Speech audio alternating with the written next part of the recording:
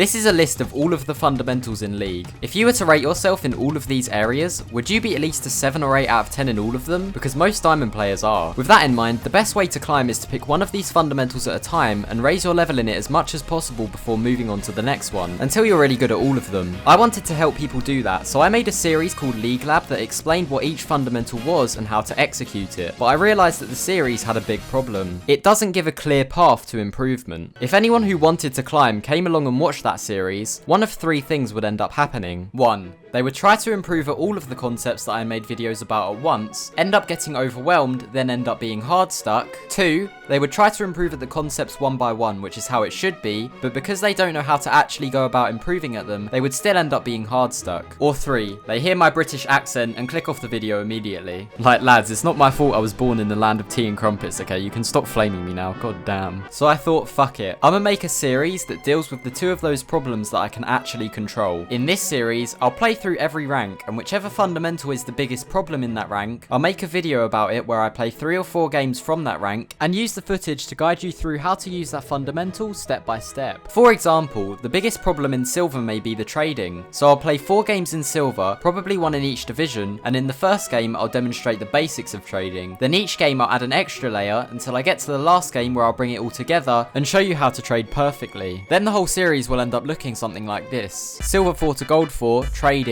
gold 4 to gold 1, wave management, gold 1 to plat 2, jungle tracking, and etc. all the way up to diamond. So if you're watching this in the future, my best advice would be to watch the episodes for the things you're bad at and all the ones in your rank and above. So using the example from before, if you're a gold 1 player who's bad at trading, you should watch the silver trading episode, then all the ones that are gold 1 and above. Or if you aren't sure, you could just watch them all so you don't leave any holes, then you should have pretty much everything you need to reach diamond. I also get more money if you do that, which I won't spend on my body pillow collection. I will not do that. I won't do that, guys, I promise. Oh yeah, and if you haven't seen League Lab, go watch that first. There's loads of info in it and I'll be referencing it quite a lot. The playlist is on my channel. Finally, if you like this idea, drop a like on the video or let me know with a comment. Despite how hard making videos is, when I see the comments and stuff, I get a lot of encouragement from it. So thanks a lot to the lads that do that. So remember that example I gave a second ago, that if silver players were generally bad at trading, that's what the video would be about? Yeah, that wasn't just an example. After playing in this elo for a few days, it's become painfully clear that every player has some kind of trading problem. Not in the sense that they're losing every trade they take, or that they're bad mechanically, but in all of the games I played, not one player had good reasoning behind their trades. What I mean by that is that every time someone went for a trade against me, it would be at a completely random time with no thought put into it. Sometimes these trades would actually work out if I mess up really badly, but most of the time my opponent would just come out with a massive health deficit. So I'm going to show you how to trade with the correct reasoning. I'll be referencing this video a lot, so watch it first if you haven't. As a quick recap, an opening is an opportunity to play aggressive, and these are the 5 different openings that you can get. Playing aggressive means standing in a position where you can trade with your enemy if they try to last hit a minion. Some people like to call this trading stance as well. And make sure you remember this trading stance thing, by the way, because it's really important. It's like the whole backbone of the video. If you want any more information, you can go and watch the video. There will be 4 gameplay examples against silver players, and in the first game, I'll be talking about the most basic fundamental of trading, which is using the first opening, or in other words, positioning yourself to trade when your minion is dying. Since it's a simple concept, I only need a few minutes to showcase it. So the first example is actually going to be a 1v1 I had with one of the silver players in my Discord. If you aren't in my Discord yet, you're missing out, by the way. We have free coaches, helpers, and all that jazz. It's so sick. But yeah, let's get into it.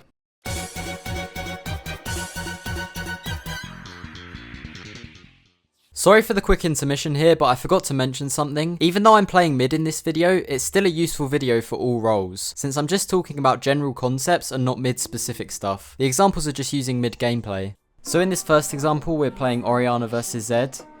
The goal in this lane is pretty simple. You just want to poke him as much as possible before he can all-in you. I'll probably do some editing afterwards, because obviously the point of this 1v1 is to show you how to use trading stance when they go to last hit a minion. So when Zed goes for a last hit, I will put like a circle thing on the minion to show you that I'm playing aggressive as he last hits that minion. So yeah, try to pay close attention when the little circle thing pops up, because that's when I'll be going for a trade. Like that. Right there was pretty much a perfect example of this concept, so look out for those. Zed is actually a good example here. Of all the assassins in the game that you can lane against as Orianna, Zed is probably one of the hardest to use the trading stance on, because he can last hit the minions with his Q so freely.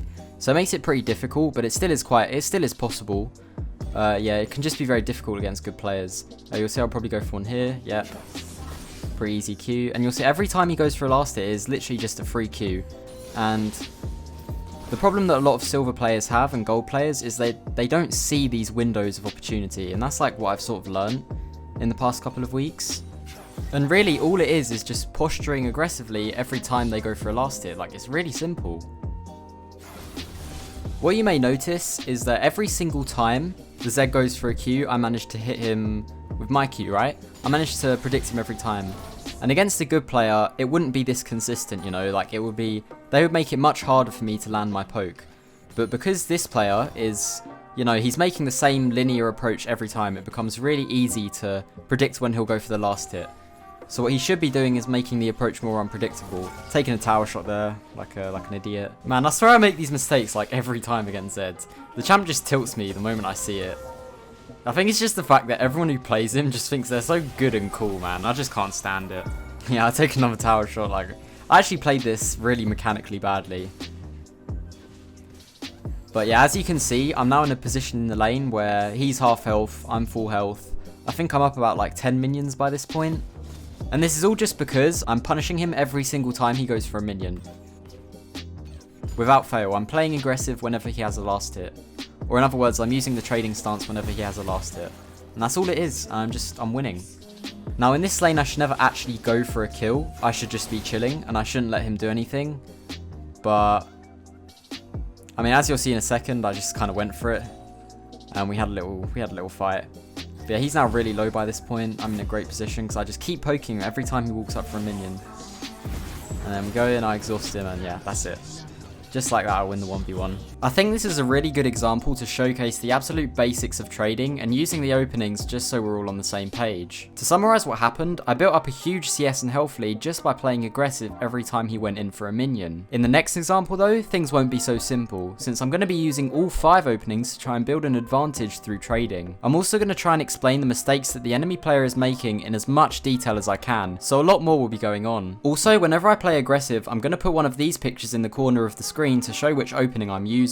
Like if the enemy uses an ability and I start playing aggressive, this will show up on the screen to indicate that they're on cooldown and that's why I'm playing aggressive. And I'll still be showing the minions that I'm using trading stance with as well.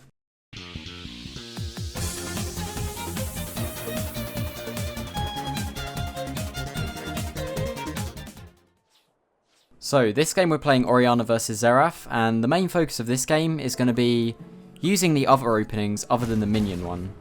And yeah, for some reason my Rengar decided to just int here. I don't really know. He just had enough, I guess. I mean, don't blame him, to be honest. But yeah, the main focus of this game is going to be using the other openings and mainly taking advantage of when the enemy is on cooldown, as well as playing aggressive when you have a health lead. Those will be the main ones. And I'll also try and explain the mistakes that Xerath makes to just so you know like what not to do. So right off the bat he uses his Q here, and so I begin to play aggressive and I walk up and I miss my Q. I could have easily hit my Q there if I just, you know, was a bit more patient with it. But you see how I walked up to play aggressive as soon as he used his Q. And you'll see the same again here. He uses Q and I walk up to play aggressive again. And I throw my Q out. And this is actually really good from the Xerath. Every time his Q is on cooldown, he's backing off, which is making it impossible for me to hit my Q. So far he's playing quite well. Okay, I'm going to make a quick pause to explain this Q. This will probably be the only pause I make, but this Q is so bad, and I'm going to sound like an English teacher here, but this Q single-handedly represents every silver and gold player when they trade. And I'm not even about to mention how much he missed this Q by. Like, look how much he missed it by. This shit's bigger than my forehead. Okay, I know what this looks like. I know what this reminds me of. Hold on, wait for it, wait.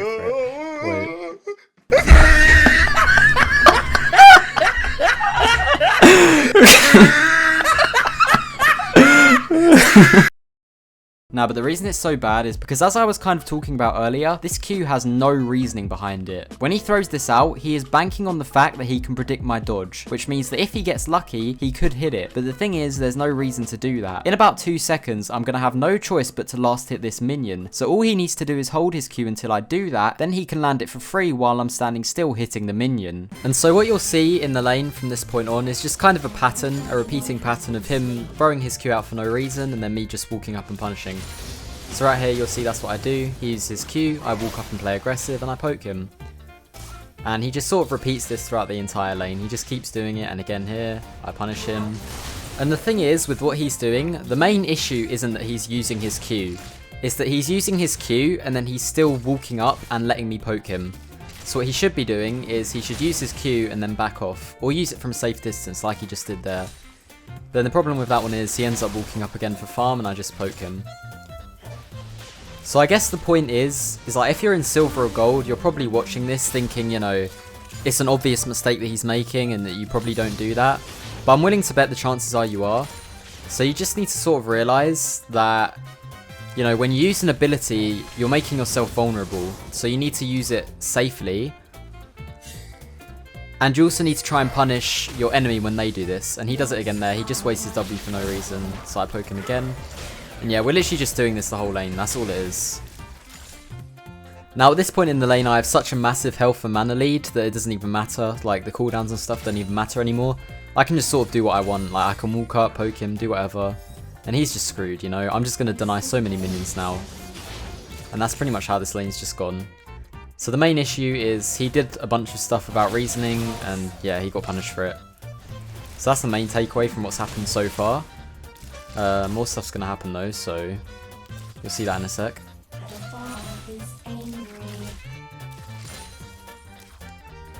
So since he's low, I kind of want to try and go for a kill under tower here. I try and wait for when he hits that minion, but sadly I can't land it. And so I'm just zoning him here off the minions. And then I actually get ganked here. He misses the flash E. Now I should never die to this gank, by the way.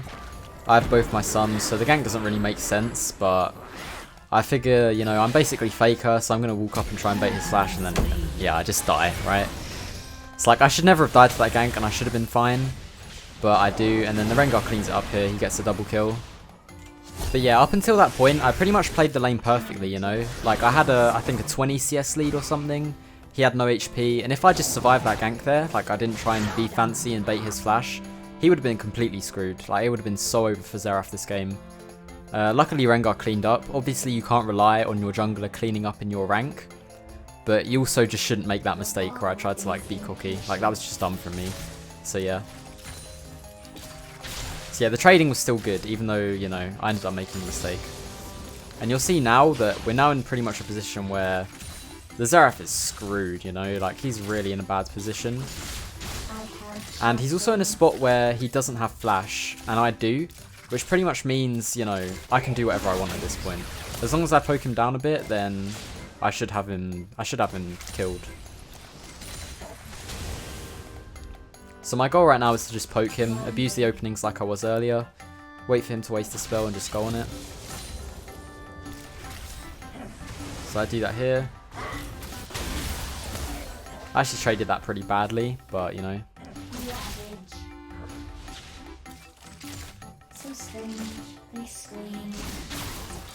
And yep, he comes up for a last hit and I poke him. And I'm coming up on level 6 here. So at this point I want to make use of the my champ being stronger than him opening, where I just trade as much as possible. Because my champ is stronger anyway. So even if I play the trades poorly, I should just win. So that's what I'm doing here by forcing loads of trades.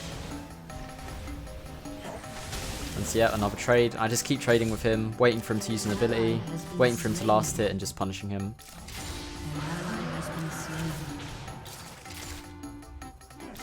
And at this point I have a 25 CS lead. Like just from abusing this opening where I walk up when he's on cooldown, I literally have a 25 CS lead.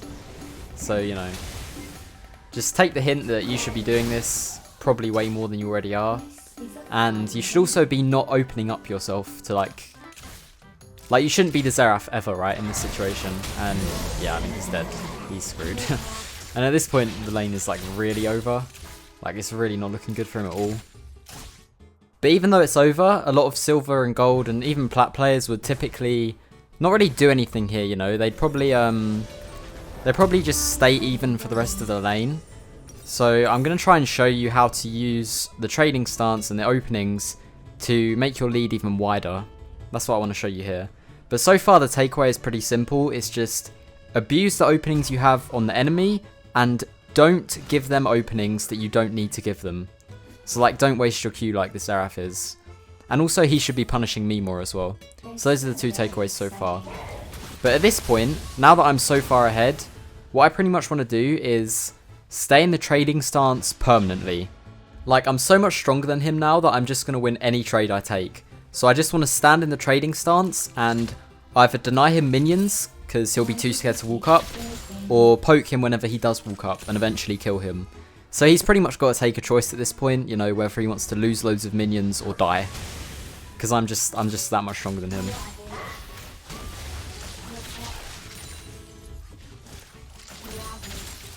So right there, I just let him push it in. And I'm not going to talk about wave management like at all in this episode. I'll probably talk about it more in the next one or in the coming episodes. But pretty much, I just wanted to reset the lane so I can poke him more. And I also didn't want to walk up too far because I didn't really have vision on... I don't think I had vision on their jungler, so I was just too scared there.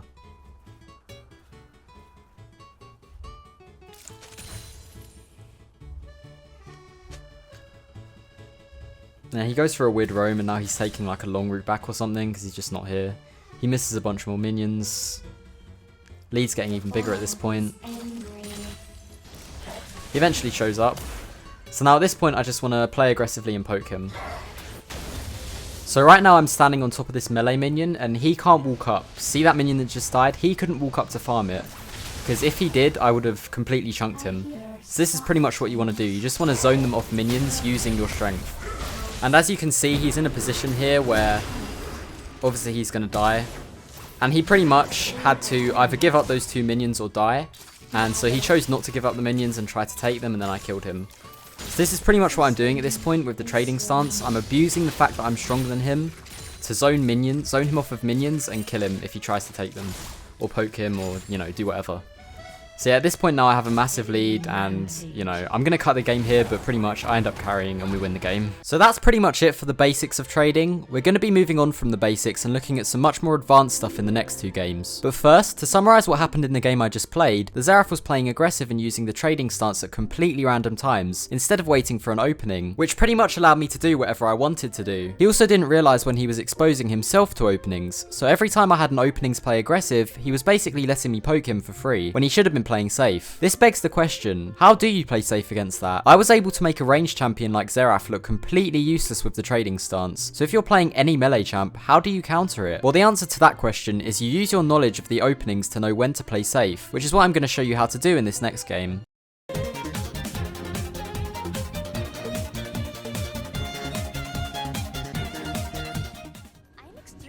So, in this game we're playing Qiyana versus Victor. So it's pretty much just your standard melee versus mage matchup, where the mage is just going to poke you down, and you just want to try and avoid as much poke as possible, get as much farm as you possibly can, and try and look for an all-in. Now I quickly want to say, I really don't recommend playing Qiyana if you're like below diamond. Like, this champion is so hard to play, and honestly, I can hardly even handle it. Like, I really struggle playing Qiyana. So I wouldn't recommend it, but like, you know, if you do enjoy Qiyana, it's like your favourite champion, then just go ahead and do it. I said in my champ pool video as well, like, you should just play what you like playing. I'm just saying it is quite hard. I'm just playing her because I want to give an example to show you, if you do like playing assassins, this is what you should do. This is how you should play the assassin versus mage matchups. I also kind of thought that playing Ori the whole video would just be boring, even though she's such a good champion to like demonstrate this. But yeah, let's get into this game. So pretty much you want to focus on avoiding his poke by looking out for when the Victor has an opening, right? So like, for example, when you go up to last hit, the Victor has an opening. So you need to play safe and avoid getting poked when he has openings. So that's pretty much what you're doing this game. You're just looking out for when Victor has an opening and playing safe when he does. And you're also trying to take advantage of your own openings when you hit your spike. So that's what I'm going to try and do this game. So I'm probably going to slow this clip down here just to like explain what I mean for the first example. But pretty much, I should never get these first two minions, these melee minions, or first three, without taking poke. But I managed to get them, and what you'll see I do is, I wait till I have an opening, so when Victor goes for a last hit, and then I walk up, and instead of poking him, like I was doing like last game on Orianna, I use that opportunity to take the minions. So I'm using an opening to find windows to farm in this matchup. And I'm also thinking when he has an opening, So for example, when I have to walk up and last hit a minion, I'm trying to approach as safely as possible so that way I can avoid taking poke. So I'm pretty much just chilling back here, waiting for an opportunity to farm. I'm just sort of trying to stay out of his range, and then the moment I have a last hit, I'll go for it. So right there, you see? And then now I run away because he's level 2. Sadly, I take an E, but yeah, I managed to avoid the Q poke. And so to explain what just happened, basically, I waited for him to last hit the minion, and then I last hit the minion as soon as he did, because I knew I'd be safe. And then as he was hitting level 2, I walked away, and I played safe because I knew he had an opening where he was stronger than me. So I was just trying to avoid that opening. And so now pretty much I'm just going to try and, you know, take as many last hits while avoiding damage. And you'll see here I've only taken like 1 ability in this whole lane. So I'm doing pretty well so far. And I'm pretty much full health. And I'm picking up a lot of the minions as well, so this is going quite well. So now I'm pretty much just waiting for like a level 3 spike, and maybe I'll find a chance to all in. Or, you know, look for some poke. Which I'm looking for now, because I'm stronger than him. Sadly, I can't get anything. But yeah, in this position, if I jump onto him, I'm pretty much guaranteed to win the trade. So I'm just looking for a chance to jump on him. And right here, I take it. Trade with him and run away from Kha'Zix. Pretty weird gank by him, to be honest, but you know, whatever, I guess. So that was a pretty solid trade, and now Victor's in killing range, which is really, really good. So this lane is going pretty much perfectly so far. I'm just playing safe at the right moments, and then only playing aggressive when I know that I can win the trade. And here I can just freely farm minions because like he's scared of me. He should actually be punishing me there for farming, but he's not. So that's his mistake. So yeah, again, the same as the Zera from last game. And now I'm just looking for an all-in. Get some poke off. Not bad. So yeah, he's just making the same mistakes that the Zeraf made. Not poking me enough. And I'm also doing a pretty good job of playing safe.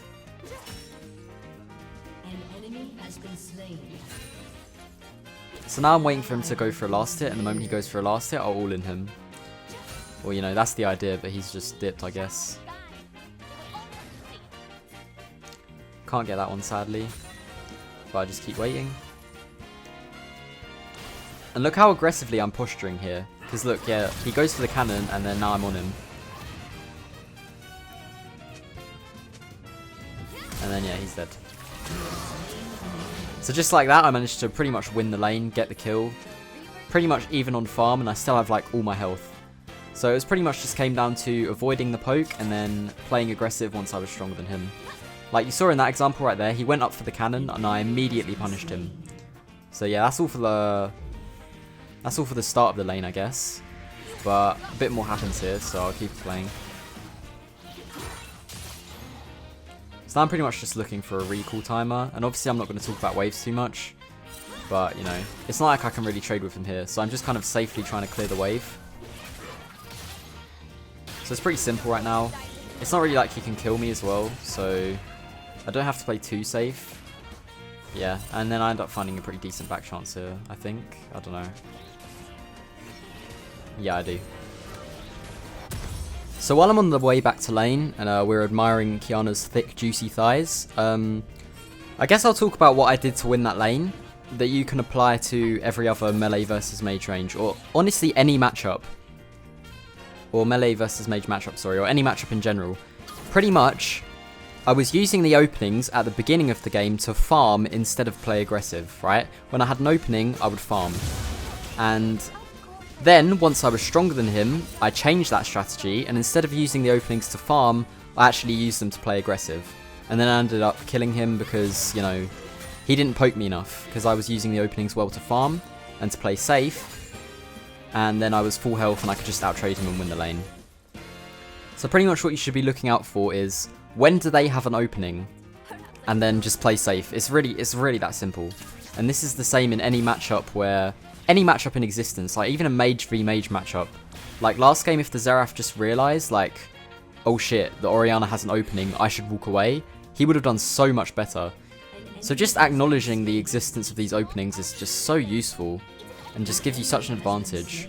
So as you can see, my team's kind of just dominating this game and nothing really ends up happening. Like I just get a few kills and we just win the game. So I'm actually going to cut this one here.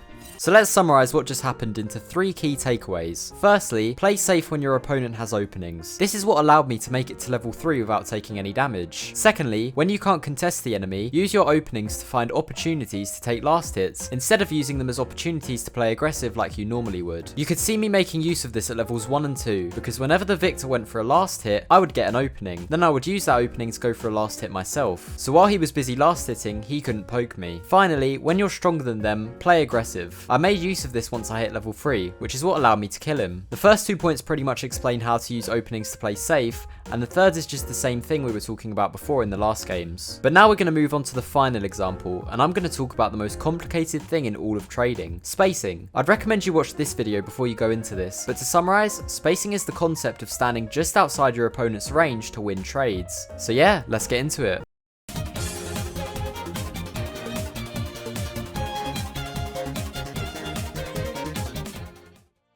So, this game we're going to be playing Orianna against Fizz. I know I've played a lot of Orianna in this video, but I've said this earlier in the video, but she's just such a perfect champion to like demonstrate trading stuff with. And if you're looking for like a good champ to play, to like improve quickly for mid lane, I'd really recommend Orianna. Like, she's such a good champion for this. So yeah, that's why I'm playing a lot of Orianna, if you were wondering. But pretty much, this is kind of similar to the Zed matchup that I showed at the beginning. It's much easier to use trading stance against Fizz than Zed, so that's kind of a bonus. But I'm mainly going to be focusing on the spacing element, as I said before. So what that is, to kind of give you context in this example, is if Fizz walks up to like E me, for example, I'll walk away to avoid getting E'd. And then I'll try and poke him as I'm doing that. And this will mainly apply in the long trades more than in the short trades in this game. But I'll try and like show down and explain what's happening. Or slow down and explain what's happening. Screen goes black here, ignore that, it'll be back. Yeah. And the sound's back on as well. So pretty much early on we're just doing the same thing against Zed. Wait for him to go for a minion and then auto him. So he actually makes a good move here. He goes for an E. Now if I just walked forward when he E'd me, I would have been able to get more autos on him. So that was kind of my bad. But after he used his E, he kind of opened himself up, because his E was on cooldown, so that's why I kept like moving forward and autoing him. I could have played that better though, and this happens again here. I pop a pot this time, auto him a bunch of times. Trade goes alright. But what I see a lot of silver and gold players do is after they get like traded on like the Fizz did there, they just walk away and accept that they've lost the trade, when you should be, you know, realizing the Fizz is on cooldown and walking in to do more damage. So you'll see the first example of spacing here. He E's into me and then I auto him. I walk forward, walk back, walk forward, auto him. So right there was kind of a basic example where he walks into me to auto me and then I walk away and auto him. And we kind of just kept repeating that process and I was reacting to him turning around. You'll see it again in a second here. I might slow this one down if it makes it easier. So here he hits level 3, I poke him, and as I poke him my Q goes on cooldown, so I walk away, as you see there, because I want to play safe, while he has an opening, as we were explaining in the Kiana VOD. And so right here is where the trade happens. So yeah, you saw it in real time. I'll play it back now in slow-mo and just explain what happened. So initially I use my Q because he walks up for the cannon, and then as I use it, I go for an auto. And then after the auto, you see I turn away because I'm scared he's going to trade onto me. And so because I turned away, he ends up getting no damage onto me and I land pretty much everything on him. But now at this point, because he's so low on health, I'm in a position where if he decides to all in me, then I can win the all in and kill him. So now I want to click back in and keep the trade going, because he can't do anything at this point, right? Like if he goes in, he dies. So now I just want to keep the trade going and poke him as much as possible. So I decide to click back in, as you'll see here. And then I just end up rolling him and he can't really do anything. And I massively outtrade him in the end. And you can kind of see the idea of what I was doing, right? I was like tethering on the edge of his range so that I could still hit him, but he couldn't hit me. And if he moved too close, then I moved away. And that was sort of the idea. And so now, at this point in the game, he's got 6 CS, and I have 20. And he's on like no health, so I am just destroying him now at this point. Just because of that one trade where he, you know, tried to fight me. So now at this point I just want to deny these last minions and just pretty much win the lane if I deny all these minions. So that's what I tried to do. And I also tried to cancel his back as well, because I want to keep him in lane on low health for as long as possible. And so now I'm going to deny this wave as well. And he realizes that's a problem, so he goes all in on me, and then I barely live, and Kha'Zix kills him. I think I would have lived here even if Kha'Zix didn't kill me. Obviously, I kind of underestimated his damage, and I almost died. But even if that didn't happen, right, you can see the idea. You know, at this point I have 30 CS, and he has 6. All because of that one good trade. And if I didn't, like, fuck up at the end and almost die, it would have been a complete, like, wipeout. So yeah, even though I almost made a mistake at the end, you can see the idea of what I was trying to do. And we actually end up killing the Master Yi as well, and now we're in like a really good spot this game. But it's not necessarily over, like there's still an opportunity for Fizz to come back. So I'll show a couple more minutes of this game. But in the meantime, I want to talk about how you actually get good at spacing. Or, you know, what makes good spacing in general. So you need to really have a good understanding of your opponent's range, right?